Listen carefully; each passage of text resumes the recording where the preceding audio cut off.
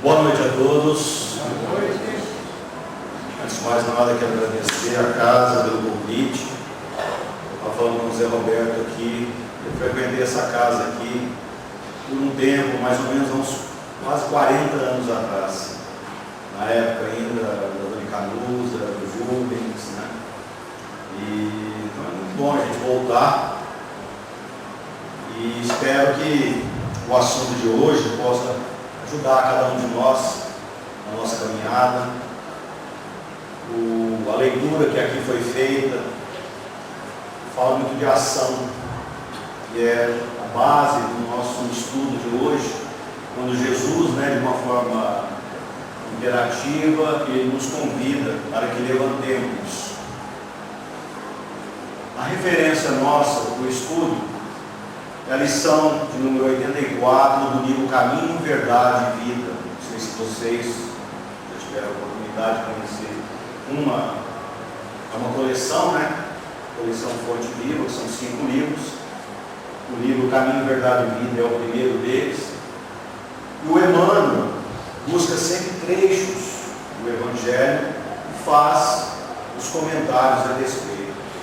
E ele busca no Evangelho de João uma palavra de Jesus, no capítulo 14, bem no finalzinho desse capítulo, no versículo 31, quando Jesus diz o seguinte: levantai-vos, vamos-nos daqui. Se nós pegarmos o Evangelho de João, no capítulo 14, ele trata justamente da última ceia. É o momento em que Jesus faz a despedida daqueles que tiveram com ele durante 3 anos, no seu apostolado. E ele dá os últimos conselhos. Aqui, Judas já não está mais à mesa. Ele faz algumas considerações em cima das questões, das dificuldades que os apóstolos terão diante da sua falta. E eu fico imaginando mais ou menos o sentimento do Cristo, mais ou menos quando a gente põe o primeiro filho na escola. Todo mundo já sentiu esse friozinho. Será que vai dar certo? Será que ele vai chorar? Vai sofrer um pouco? Vai sofrer bullying, Então acho que é a mesma sensação, ou seja, abandonar aqueles, que estarão aí na presença de pessoas totalmente diferentes daquela, que o Cristo fazia a sua parte, mas ele confiava naquele grupo. E nada mais, Emmanuel aqui nos coloca nada mais do que cada um de nós sendo essa sequência desses apóstolos. Termina a ceia, ele convida então para que os apóstolos acompanhassem até o Horto das Oliveiras. Da Oliveira, quando ele faria a última prece, e a partir daí começaria o seu martírio. Ok? Então vamos lá. Se nós pegarmos a palavra aí, levantai-vos, vamos daqui, é um modo verbal imperativo, onde ele dá, ou denota um pedido, quase como uma obrigação de servi-los. Então Jesus faz um apelo para a necessidade da ação, que foi justamente a leitura que foi feita aqui hoje. Então nós vamos trabalhar sempre em cima desse tema. E nós vamos usar como exemplo, essa lição 84, considerações que o Emmanuel nos faz sobre justamente essa última etapa de Jesus conosco. Nós vamos estudar então o processo da última ceia, e a importância daquele momento para não só a vida deles, mas de toda a humanidade.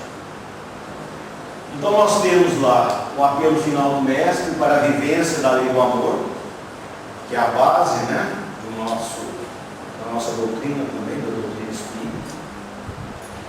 A transmissão das últimas orientações aos discípulos, falando sobre a vida após a morte, cumprir as obrigações, cumprir os nossos planejamentos, ou tudo aquilo que foi colocado para cada um.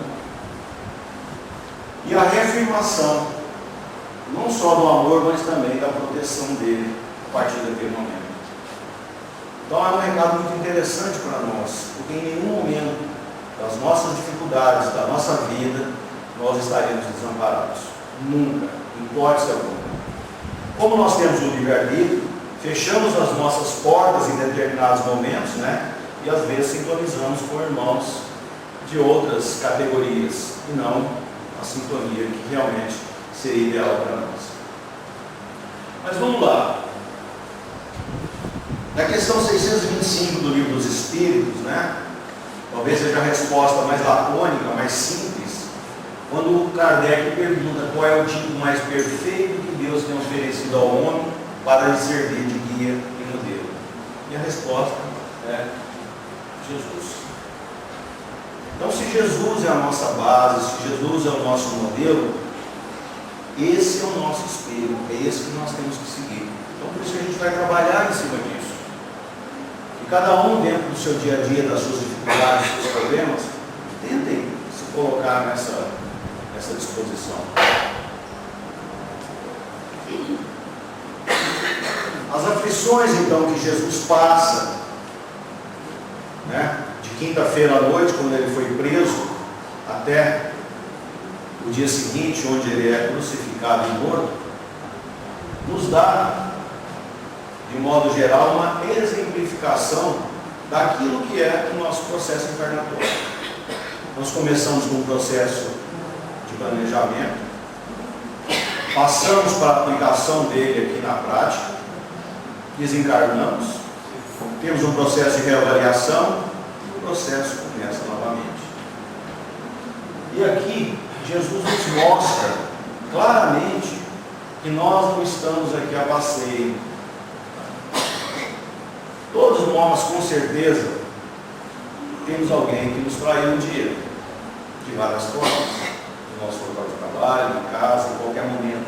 Assim como Jesus teve a traição de Judas. Pessoas que negam a confiança, nos negam a presença, nos negam várias coisas, até coisas materiais. Assim como Jesus também mostrou que ele também teve esse processo. A solidão que ele recebe, principalmente no momento onde ele está lá na cruz, o único que o acompanha é João. Os demais, coitados, com medo, né, de serem identificados, com medo de passarem por isso, não estavam ainda preparados. E assim acontece conosco. Quantas vezes na nossa vida, no momento de dificuldade, infelizmente, os amigos desaparecem. Então Jesus mostra aqui, por exemplo, que isso não é coisa anormal, que não devemos baixar as nossas cabeças, entregarmos simplesmente porque alguém, né, provocou uma dessas indiferenças. Ele teve um julgamento tendencioso. Quantos de nós não passam por isso? Quantos de nós não somos julgados indevidamente, de forma errônea, por algo que não fizemos? Mas tudo tem um motivo, tem um objetivo. A escolha que os homens fizeram na época, o nosso amigo, o nosso inimigo, as pessoas que estão à nossa volta, o nosso familiar, ele tem a opinião, ele tem um livre-arbítrio, ele pode escolher o que ele quer. Então nem sempre as escolhas que as outras pessoas farão serão as mesmas que eu gostaria que elas fizessem. A humilhação que eles sofrem em meio à multidão, quantos de nós também não seremos humilhados durante a nossa vida? Percebe? Não tem nada diferente. E no fim, o processo de dilaceração que ele sofreu e a morte. Alguém tem vida diferente disso? Nossa vida é essa. O nosso processo é esse. Mas infelizmente hoje as pessoas, ou pelo materialismo, ou pela fuga às responsabilidades, acabam às vezes no processo depressivo e às vezes até ao suicídio. Por quê? Não conseguem colocar essa cruz dentro da sua vida. Acham-na muito pesada, além das suas forças, além da sua mão. E a gente que estuda dentro da doutrina espírita, a gente percebe que estamos aqui sozinhos, não somos colocados aqui nesse mundo de uma forma aleatória. Existe todo um planejamento, existe todo um suporte. Pessoas que assinam, né, como avalistas nossos, antes do processo reencarnatório, estão sempre conosco tentando nos ajudar. É claro que, desde que a gente dê vazão a isso, né? Então, gente, nós vamos pegar agora dentro do texto do Emmanuel o que ele considera, né, uma sequência após o processo de prisão, ou mesmo no processo ali no Horto das Oliveiras. Vamos tentar colocar isso como um simbolismo dessa viagem que o Cristo passa, que não é muito diferente da nossa viagem. E qual é o nosso destino final? O mesmo destino do Cristo, enquanto com o Pai. Talvez a nossa viagem pode ser que demore um pouquinho mais, né? Precisemos fazer, às vezes, algumas incursões, né? Ou algumas milhares de incursões, para que a gente chegue ao nível do Cristo. Mas com certeza, é a única certeza que a gente tem, que um dia estaremos em encontro ao Pai. Um dia todos nós seremos espíritos puros. Todo o trabalho que Jesus tem hoje conosco, um dia será nosso. Não sei qual planeta. Vocês já se viram tomando conta de mais de 20 bilhões de espíritos, encarnados e desencarnados, com a responsabilidade de um planeta nas suas costas? Essa é a responsabilidade nossa um dia. Ninguém vai ficar no sono eterno. Para isso é que nós somos treinados, para isso que passamos por dificuldades. É como alguém que faz um estágio numa empresa, tem que fazer um curso, tem que sacrificar horas de estudo. Por quê? Porque ele precisa produzir algo para aquela empresa. Assim somos nós. Todo o nosso processo de entendimento, de ensino, de possibilidades, a gente faz estágio aqui na Terra. Como diz, né, nós temos duas asinhas, para que sejamos anjos. Nós temos a asa da moral e a asa da inteligência, da intelectualidade. Essa asa da intelectualidade, a gente aprende ela no nosso ofício, nas profissões, na escola. É ela que dá o espírito em cada uma das suas encarnações, ora como professor, ora como mecânico, ora como gari, ora como médico, ora como engenheiro. Cada uma das profissões nos vão desenvolvendo esse lado intelectual que o espírito puro precisa ter.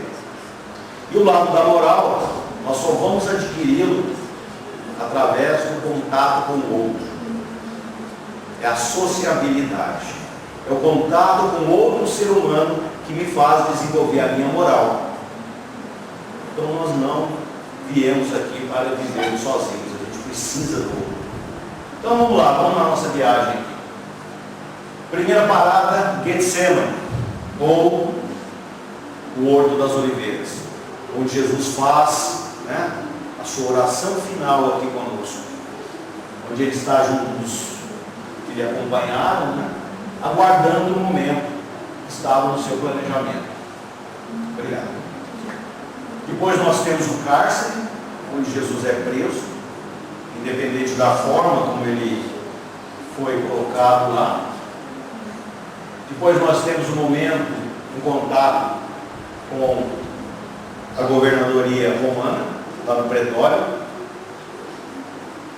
Depois a via dolorosa, onde ele sai com uma cruz nas costas. O Calvário, propriamente dito. E o momento final, onde ele é crucificado. Essa é a trajetória de cada um de nós. Vamos tentar fazer um simbolismo em cada uma dessas etapas, mostrando que o nosso modelo e guia, tá, deixou a fórmula para cada um de nós, basta a gente entendê-lo. Então vamos lá. No Getsemane, nós podemos comparar o nosso processo antes da encarnação. É um momento de preparação do plano espiritual, onde os espíritos amigos olham o nosso histórico, veem a nossa necessidade, as nossas dificuldades e fazem um planejamento. Cada espírito, é claro, tem suas benesses, né? tem aquilo que ele pode contribuir, tem aquilo que ele pode interferir. E existem encarnações que infelizmente são encarnações compulsórias, onde a espiritualidade não deixa de fazer o planejamento, mas às vezes não tem a nossa interferência, porque nós não temos capacidade, ou nós perdemos o nosso livre-arbítrio momentaneamente para aquele momento. Ok? Pessoal, se vocês quiserem me interromper para perguntar, tranquilo, tá? Então aqui nós vamos ter o que? A preparação do espírito. Tá? É o momento onde tomamos consciência das nossas faltas, da nossa disposição e das nossas necessidades. É feito então todo o planejamento espiritual, tanto do ponto de vista familiar, do ponto de vista do trabalho, da nossa vivência, corpo físico, mais magro, mais baixo, de acordo com as nossas necessidades, e tudo aquilo que vai advir, né, do nosso perispírito, com as suas marcas, com as suas novas, onde vão interferir nessa máquina, né, que nós temos que trabalhar aqui. Então nem todo mundo vai vir com um corpo perfeito. Por quê? Porque a própria geração que é imposta pelo perispírito vai gerar uma estrutura física de acordo com a sua necessidade, ou pelo planejamento, tá? Ou pela imposição da lei natural, onde tudo aquilo que a gente faz, nós temos que arcar por isso. Então, se danificamos o nosso corpo físico em parte aqui, infelizmente, numa outra encarnação, teremos que arcar com essa irresponsabilidade. Ok? E por fim, nascemos. Quem já leu as obras de André Luiz, nós temos dois livros muito interessantes. Um é o Missionários da Luz, principalmente o capítulo 13, quando trata da questão reencarnatória. Lá vocês vão ver toda essa parte de planejamento, onde trata sobre a reencarnação de Segismundo. E no livro seguinte, que é o quarto livro do André Luiz, que é Obreiros da Vida Eterna, nós temos o processo de desencarnação. Inclusive, um muito famoso é a desencarnação de Dimas. Vocês acham, inclusive, no YouTube. Conta a história, como que é o processo, né? Como que a espiritualidade trabalha, tanto no processo de reencarnação, quanto no processo de desencarnação. Então, é interessante se vocês puderem ter acesso a isso, quem não tem esse conhecimento. Então, aqui começa o nosso processo, certo? No caso do Cristo, ele está lá no Getsemane, fazendo a sua oração, se preparando, né? E aqui estamos nós, no plano espiritual, nos preparando para uma nova vida. Jesus é preso, tá? E nós também. Isso aqui é a nossa prisão temporária. O nosso corpo físico é a nossa prisão temporária. É o nosso cárcere. É o tempo que nós temos que cumprir da nossa missão. Nem mais, nem menos. É claro que com as nossas irresponsabilidades, às vezes nós damos a encurtadinha nesse tempo. Até pela questão do corpo físico, né? A gente dá uma judiada dele e às vezes ele não consegue nos manter pelos 60, 70, 80 anos que foi programado para a nossa vinda ou estadia aqui. Então, no momento do cárcere, é o momento onde nós vamos nos preparar e nós vamos passar por novas experiências. Família, emprego, corpo físico, tudo diferente ou mais ou menos parecido. Novas oportunidades, onde a gente vai poder usar das nossas capacidades naquele momento, que poderão ser limitadas em determinadas situações, para que o planejamento possa correr solto, para que possa dar certo. Então, nem sempre, às vezes, aquilo que eu tinha adquirido, eu vou poder usar nessa encarnação. Vai depender do meu planejamento. Então, gente, é como se nós recebêssemos uma terra para o plantio. Deus nos dá o Embrapa, que vai nos ensinar aí como plantar, vai nos dar a semente, vai nos dar companheiros que vai nos ajudar nessa seara, tanto na plantação como na colheita. O problema maior somos nós. Por quê? A semente não está no meu acordo, Os trabalhadores que estão à minha volta não me interessam. E eu não queria plantar isso, eu queria plantar aquilo que o meu vizinho planta. E aí começa um processo complicado. Por quê? Porque eu aprendi a plantar milho e eu quero plantar soja.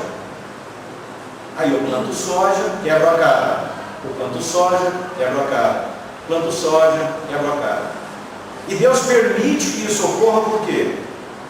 Porque a única forma, infelizmente, do ser humano se adequar às leis é através do sofrimento. Mas com certeza ele faz isso com muita dor. É mais ou menos aquilo que a gente faz como pai, como mãe, quando 6 horas da manhã, aquele tempinho frio, chovendo. Aí você olha lá na caminha, está lá a criança, quentinha. Eu vou ter que tirar ela da cama. Por quê? Porque ela tem que ir para a escola. Seria uma responsabilidade da nossa parte não permitir que aquele indivíduo que foi colocado sob nossa responsabilidade adquirisse conhecimento. Não é assim? Não é assim que Deus faz conosco. Ele deixa que a gente passe um pouquinho de frio, tome um pouquinho de chuva, mas aprenda. Aqui nós vamos desenvolver aquela asinha da intelectualidade na profissão que foi me dada naquele momento. Nós temos o desenvolvimento moral, porque eu vou ter contato com pessoas, eu vou me socializar, ou pelo menos deveria, e essas pessoas é que vão te trazer o espelho. Então, quando a gente olha uma pessoa e não vai muito com a cara dela, às vezes a gente tem a mania de espírita de falar, não, mas isso aí deve ser de outra encarnação. Não é, gente. É porque ela tem defeitos que são iguais àqueles que eu tenho que combater. E eu não quero ver. Não é assim? Você quer perguntar? Pode? E quando a pessoa, quando a gente faz algo, toma consciência de algo que a gente fez errado, como a gente pode se perdoar a si mesmo? Eu posso te responder daqui a pouquinho, quando a gente falar essa questão do perdão?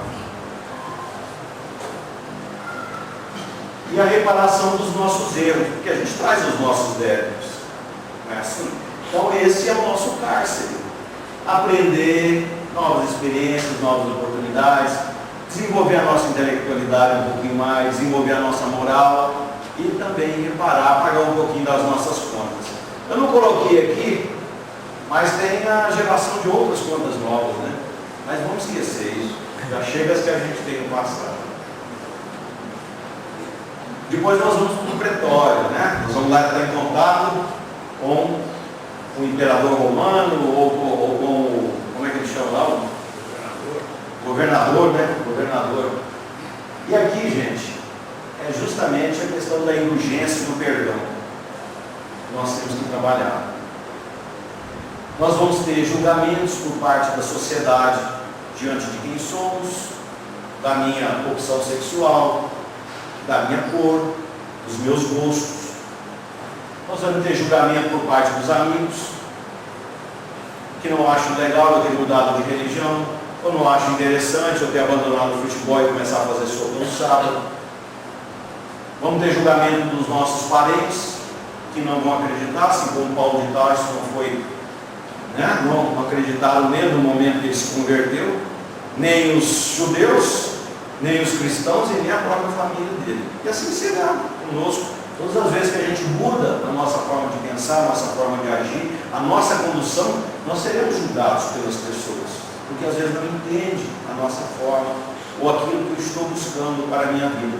Então, e uma das formas que a gente tem às vezes de diminuir isso é cedendo, e às vezes nem sempre é uma coisa legal para a gente. E no nosso julgamento pessoal, aqui entra aquilo que você perguntou. Por quê? Porque o pior juiz somos nós. É o nosso maior problema. Ou seja, a nossa consciência nos cobra e nós não nos perdoamos. E a partir daquele momento, eu deixo de viver. Eu começo a viver o meu passado. Quando a gente começa a viver o nosso passado, nós entramos num processo depressivo. Quando a gente começa a vivenciar o nosso futuro, a gente entra num processo de ansiedade. O que a gente tem que viver então?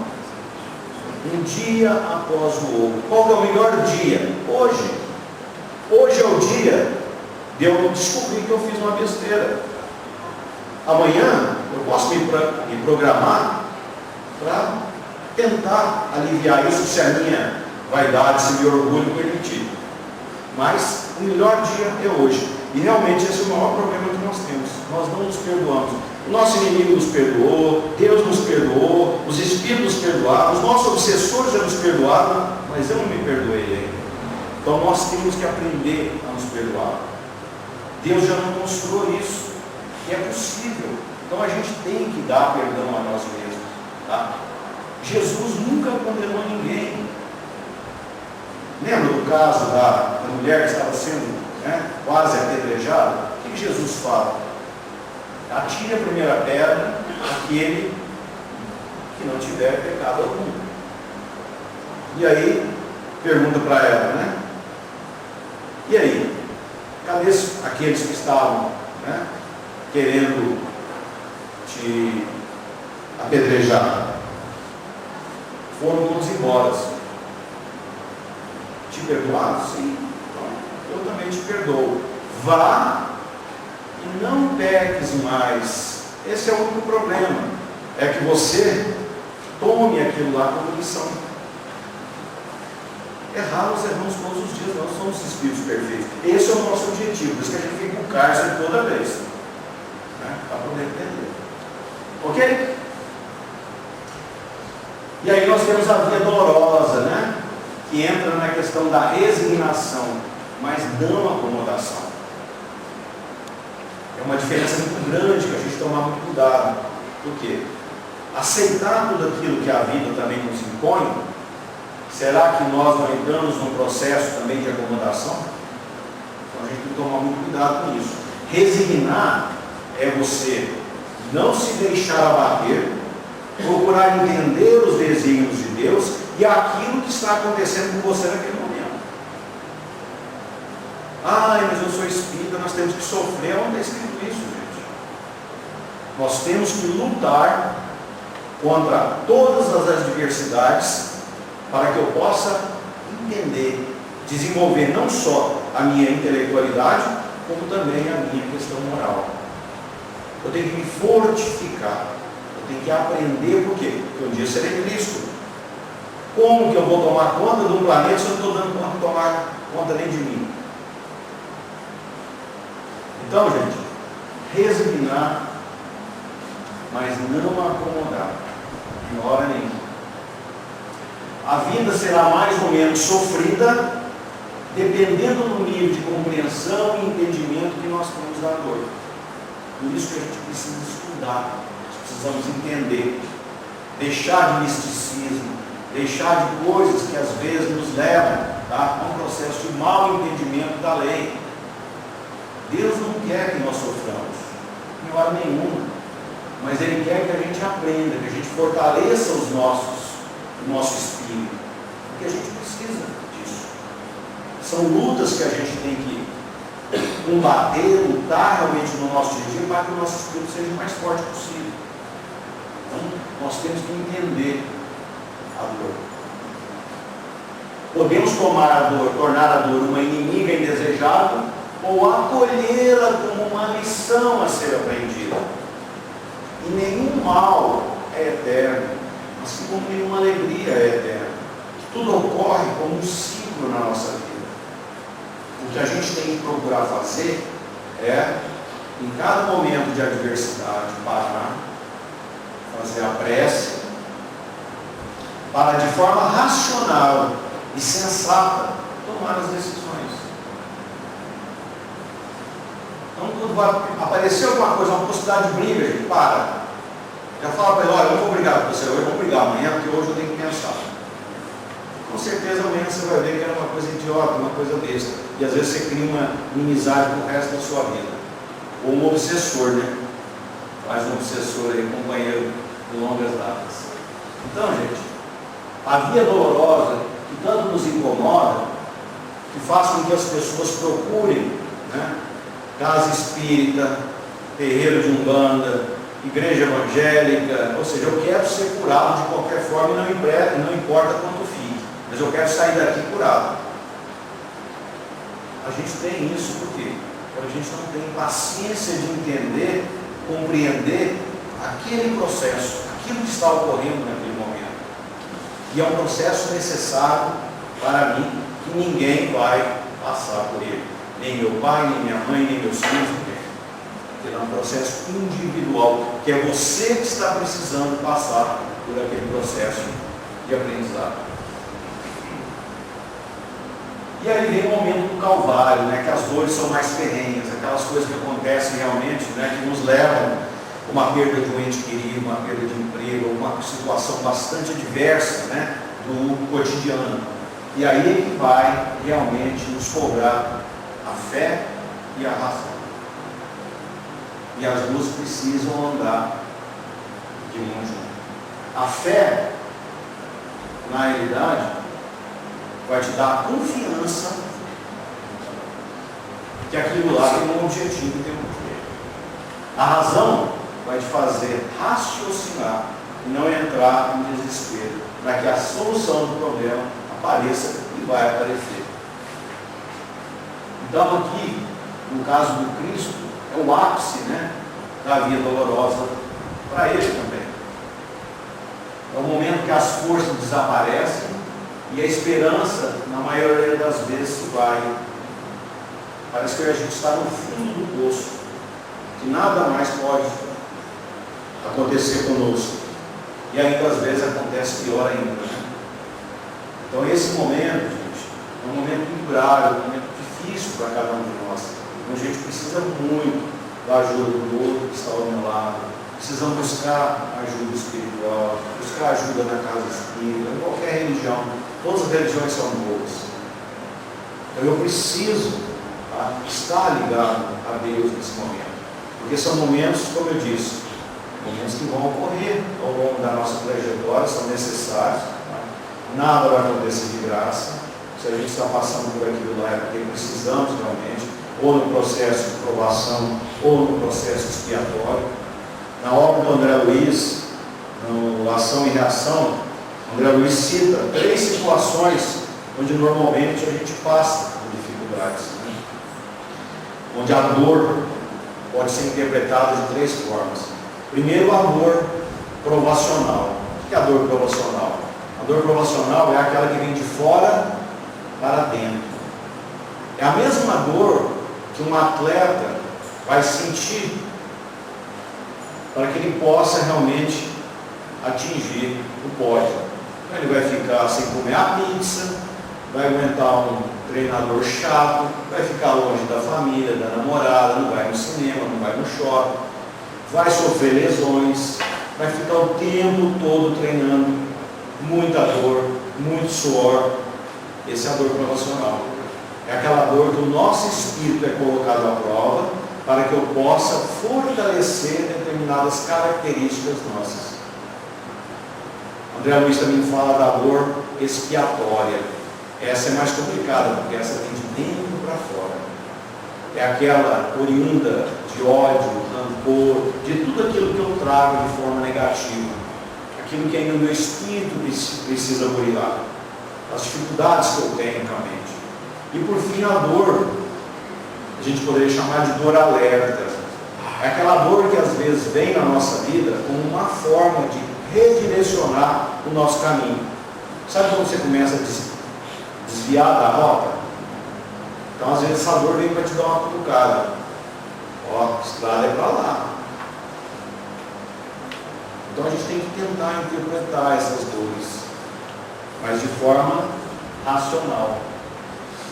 Aparentemente sentimos sozinhos e desalentados com Deus. Parece que Deus nos abandonou totalmente. Nós não temos mais a ajuda dele.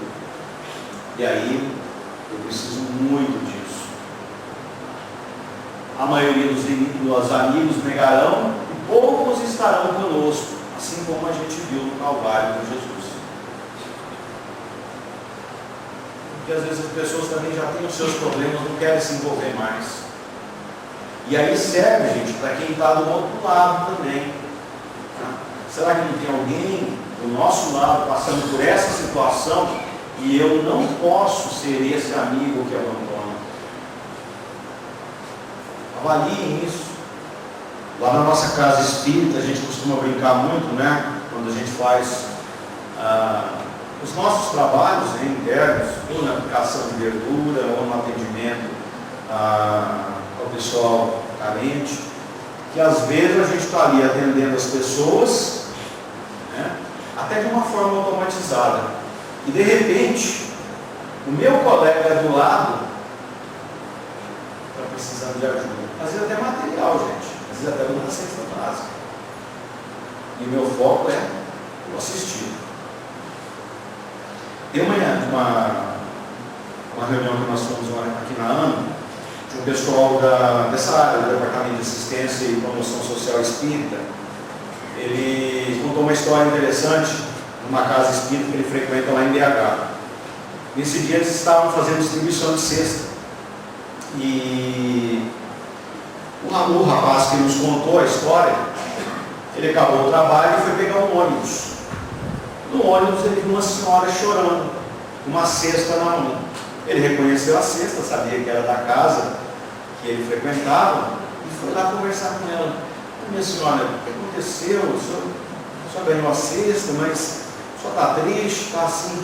Meu filho, eu não preciso de cesta. Não preciso não. Eu fui na casa espírita porque eu perdi meu filho. Faz uma semana, eu não me aguento. Aí me puseram numa fila e foi me direcionando. Aí me entregaram uma cesta e mandaram eu embora. A gente tem que tomar muito cuidado com esse automatismo nosso. Como que a gente pode reavaliar, inclusive, os nossos trabalhos dentro da casa espírita?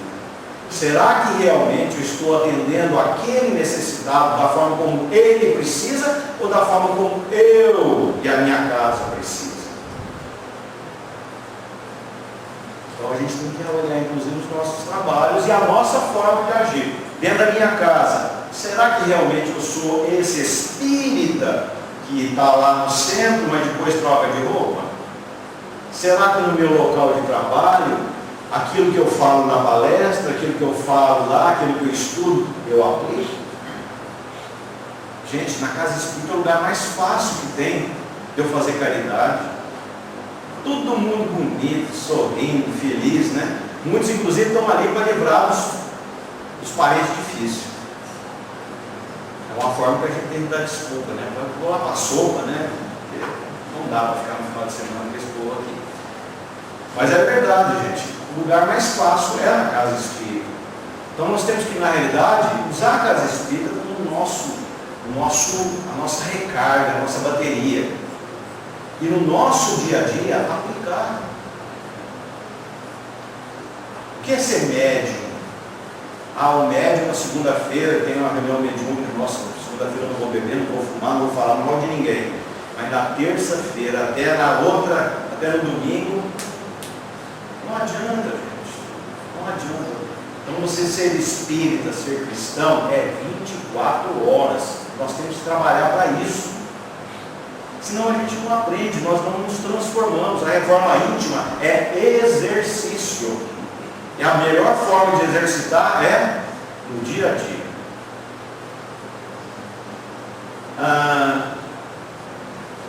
E aí nós temos a cruz, né? Quando Jesus está lá, olhando aquela turma,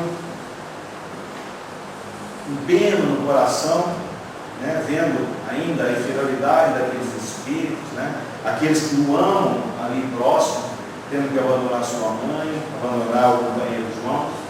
E é justamente quando a gente começa a chegar na nossa reta final. Quando a gente está, às vezes, né, já num processo de desencarne, um pouco uma doença, e a gente começa a fazer um balanço contábil, né, da nossa vida. Esperamos começar a olhar o que tem de débito, olhar de crédito. Então, é o final da nossa jornada. É o que nós podemos fazer. Aqui não adianta ficar com a consciência pesada do que eu não fiz, mas perder a vibração e falar: o que eu posso fazer ainda nesses momentos finais? Será que eu não tenho 5 minutos para pedir perdão para um filho? Revidar com a minha esposa, com o meu colega? Contar algo que me crucificou a vida inteira, que eu guardei como segredo, porque eu ficava com vergonha de contar? Quão preparados nós estaremos então para essa prece final? Como eu estarei nesse momento? Tudo isso depende, gente, de como a gente leva a vida. Então, todo dia é o melhor dia para que a gente possa se transformar. Amanhã é um novo dia. Podemos começar ele diferente. Ah, mas então hoje está tranquilo, eu vou começar amanhã. Não, gente, a gente tem um pouquinho ainda de tempo hoje. Será que não dá para fazer algo que eu deixei de fazer, mas que eu poderia, através de um telefone, de um WhatsApp, falar com um amigo ou com alguém que eu magoei, pedir perdão, ou executar uma tarefa que eu estou deixando pendente há muito tempo? Que aqui a gente fala, gente, às vezes das questões morais. A gente tem que pensar também que nós somos encarnados. Nós temos que ter responsabilidade também com as nossas coisas materiais. Será que o inventário nosso está tudo certinho? Não vamos deixar pendência nenhuma? Não vamos deixar fio de lado? Né? Como é que está a nossa vida física também? Porque isso nos amarra, às vezes, no processo de desencarne, mesmo sendo espírita, mesmo entendendo a situação. Porque o foco que você vai ficar no momento, que você tem aquela passagem, aquele momento tumultuado, é aquela preocupação que você tinha até então. Será que eu deixei a empresa legal, certinho, a senha das minhas contas? Não vou deixar, se eu morrer hoje, a família numa situação difícil, né? Então, gente, a gente tem que pensar tudo isso. Agradeceremos as oportunidades pedagógicas ou só reclamaremos? Tudo isso que a gente teve como instrução, tá? Ou então vamos ficar chorando lá na cruz o tempo todo, lamentável que eu fiz, deixei de fazer. Então, gente, temos que aproveitar a nossa vida, o nosso dia a dia. E aí começa, né, a nova jornada. Desencarnei, nova consciência, novo entendimento daquilo que eu fiz, daquilo que eu deixei de fazer. Começa um novo processo. Reavaliação sobre aquilo que eu deixei de fazer, sobre aquilo que eu fiz, sobre o aprendizado, tudo aquilo que me agregou a nível de espírito, né? Tanto do ponto de vista moral, quanto do ponto de vista intelectual. E aí começa um novo processo de preparação, de treinamento no plano espiritual. Por quê? Porque a misericórdia divina vai nos dar uma nova oportunidade encarnatória para mim começar uma outra vida. Ah, então se eu vou ter outra lá, então vamos deixar para essa outra, vamos continuar a nossa vida do jeito que está. Uma opção nossa. Bom, parece que antes, lá na nossa casa, ele contou a história de um cachorrinho que estava uivando, né? Muito deve ter ouvido isso aí. Uivando, né? A pessoa ficou preocupada, porque mas esse cachorro está chorando demais, né? O que está acontecendo? Ele perguntou para o rapaz, falou, não, é porque está deitado em cima de um prego. Mas por que ele não sai do prego? Ah, porque não está doendo tanto. Então a opção é nossa, gente. Cada um você tem que avaliar a sua dor, as suas condições, as suas dificuldades. Então por que empurrar de barriga? Vamos tomar atitude, vamos tomar ação na nossa vida. Levantai-vos, passai aquilo que deve ser feito. Como Jesus convida, né, no nosso dia a dia. E aí, para a gente finalizar, né, no próprio livro Caminho, Verdade e Vida, né, o Emmanuel diz o seguinte, ó, somente através de Jesus nós atingiremos o estágio de espíritos iluminados. Por isso que ele é o caminho, a verdade e a vida. Então, só através dele que nós conseguiríamos chegar até o Pai. Por quê? Porque ele nos trouxe todo o exemplo, tudo aquilo que eu tenho que fazer. Quando a gente pega a primeira revelação, que é a revelação mosaica, o que a revelação, a primeira revelação nos traz? O que devemos fazer? Essa é a revelação que Moisés nos trouxe. O que nós tínhamos que fazer? A lei. Quando Jesus vem na segunda revelação, o que ele nos traz? como nós devemos fazer.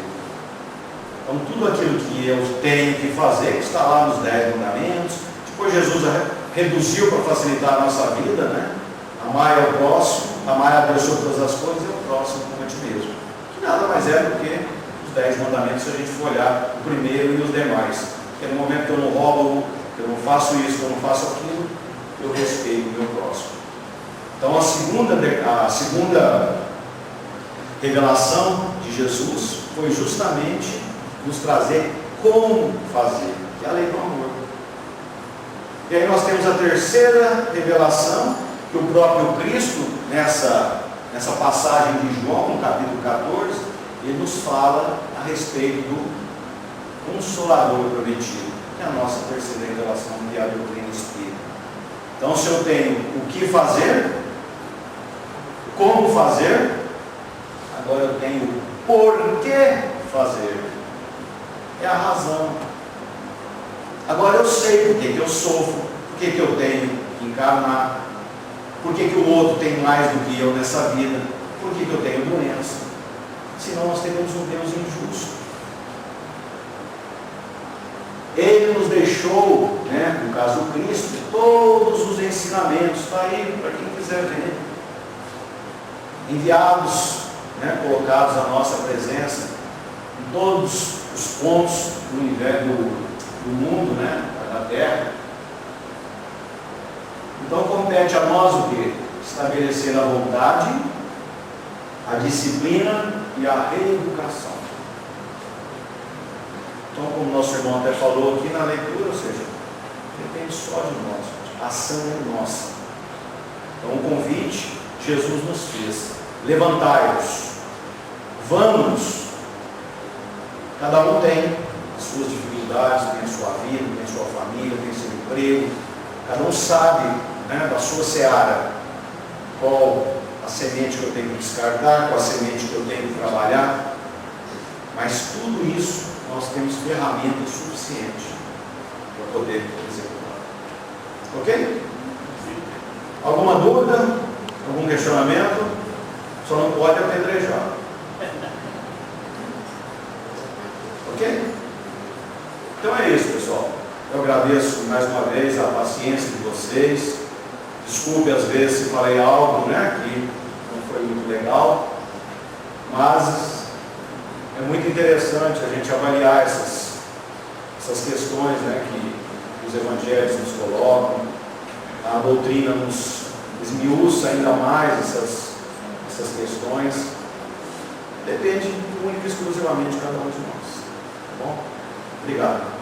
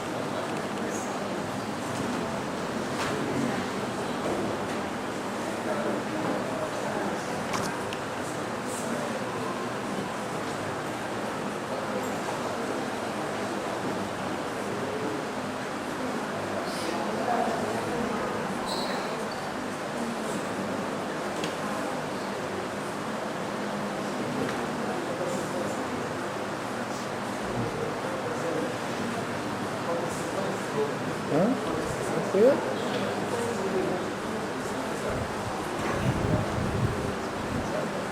Em primeiro lugar, vamos agradecer o nosso companheiro, uma reflexão, uma meditação muito valiosa para nós. Que Deus proteja, que você possa continuar levando as para pagar as contas.